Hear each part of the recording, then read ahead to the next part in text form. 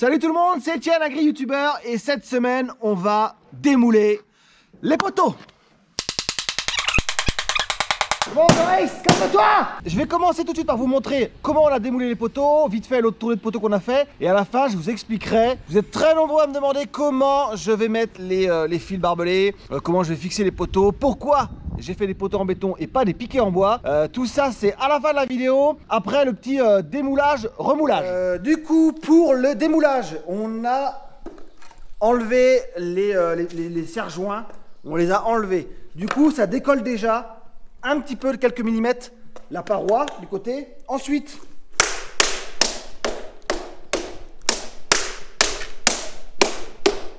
on tape bien dessus avec la massette pour bien décoller le côté.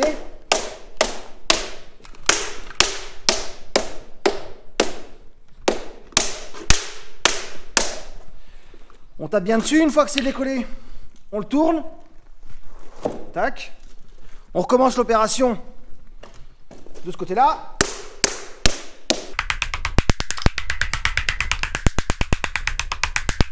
Une fois que c'est bien tapé, logiquement pas trop mal décollé, on retourne encore un coup. Voilà. Et vas-y Joris, viens m'aider. On prend, vas-y, prends le bois, mets-le au bout. Tac. On tape un petit peu sur le bois pour décaler le moule, pour bien le décoller, pour le décaler. Et surtout pour essayer, je vous ai montré tout à l'heure la tête des poteaux qui était un peu cassée. Surtout pour essayer de bien décoller la tête des poteaux. Pour quand on relève, vous allez voir le moule, qu'on n'arrache pas un peu le béton sur la tête. On a décollé le moule, le poteau avec le poids est resté à peu près à sa place. Vous allez voir, on va le retourner, je vais vous montrer. Hop, un coup, tac, voilà. En fait, on a fait ça pour décoller là, pour bien le décoller. Pour quand on le lève, ça abîme pas trop la tête de poteau, quoi. Donc on va, tiens vas-y Joris, on va le retourner. Tac, encore un coup. Hop. Ensuite, Joris va le faire. Ensuite, on met la cale en bois, on lève le poteau. Voilà, on met la cale en bois au bord, vraiment au bord du cul du poteau, du cul du moule du poteau. On tape dessus encore avec la massette. Voilà, on tape dessus pour bien le décoller. Voilà. Au son.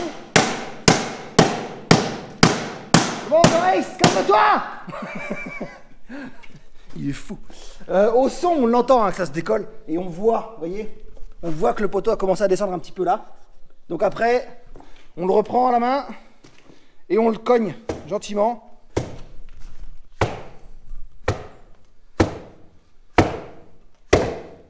Voilà, comme ça. On le cogne gentiment avec le poids. Le poteau en fait compte descend. Ensuite on met une cale un peu plus haute.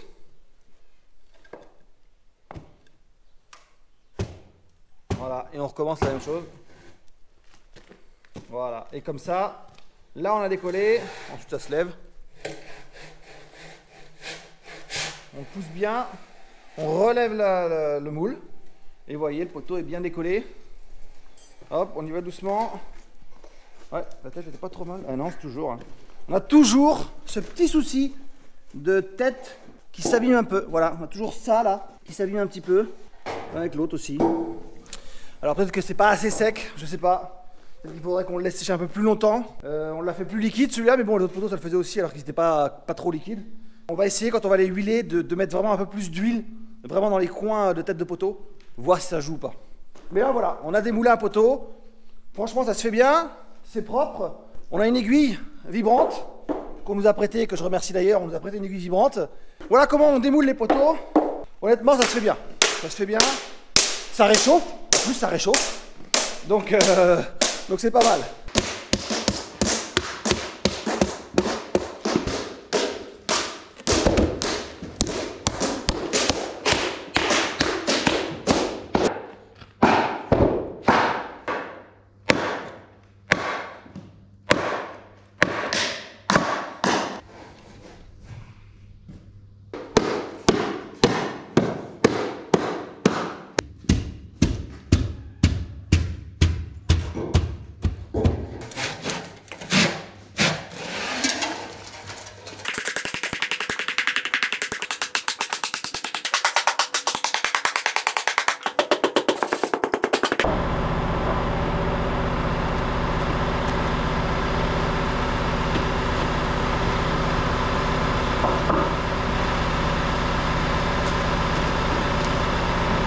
Allez, on attaque la troisième tournée de poteau. Je réussis à mettre le sable là, on va charger le malaxeur.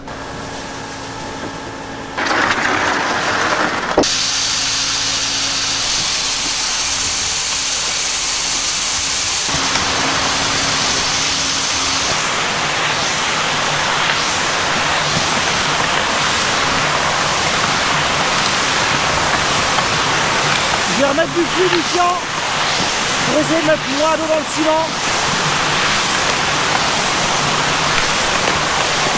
Du coup, sur les conseils d'un abonné, j'ai dilué ma fibre dans un seau d'eau avant. C'est Rachel qui l'a dilué. On va la mettre, voir si ça se mélange plus facilement dans le ciment.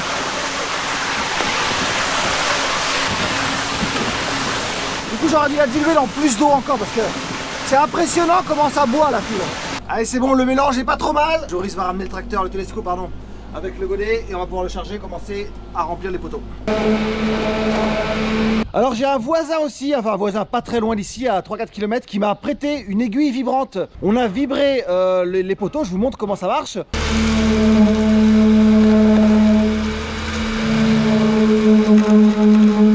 Pour éviter les bulles d'air. La première tournée, on avait quand même un peu de bulles d'air le long des parois en fait, hein. Donc ça faisait quelques poteaux, on les voit à peine, mais on les voit en bas, là il y avait quelques bulles d'air. Et la deuxième série qu'on a faite, on a vibré et il y a déjà beaucoup moins de bulles d'air, quasiment plus. Je vous montre donc comment ça se passe. On la plonge dedans, soit on fait le fond d'abord et on vibre tout le fond, ensuite on met nos deux fers et ensuite on place l'aiguille à quelques endroits, on fait vibrer quelques endroits pour bien évacuer toutes les bulles d'air. Et honnêtement, ça n'a pas l'air de faire trop mal. On verra bien ce démoulage là, comment ça va se passer, comment vont être les poteaux. Mais ce qu'on a fait déjà avec l'aiguille, honnêtement, ça rend bien. Donc merci beaucoup pour l'aiguille. Donc dans la tournée qu'on a faite, la dernière qu'on a faite, on a fait aussi deux gros poteaux, des 20 par 20. Les autres font 12 par 12, hein, ceux qui vont servir. Et là, c'est les 20 par 20 pour les angles, les entrées de champs, la sortie aussi du bâtiment. Ça va être des barrières ou des glissières d'autoroute. Donc je ne sais pas trop encore comment ça va faire. Mais il fallait des 20 par 20. Ça va être beaucoup plus solide. Alors la question est revenue énormément dans la dernière vidéo.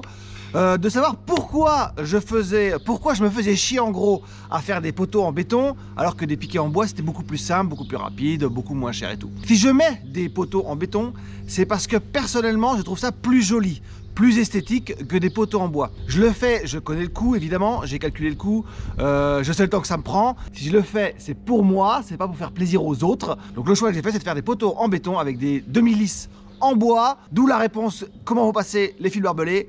Il n'y aura pas de fil barbelé, ce sera des lisses en bois, des demi-lisses en bois, avec un fil électrique dessus, normal. Mais il n'y aura pas de barbelé, donc il n'y a pas de trou à faire dans les poteaux.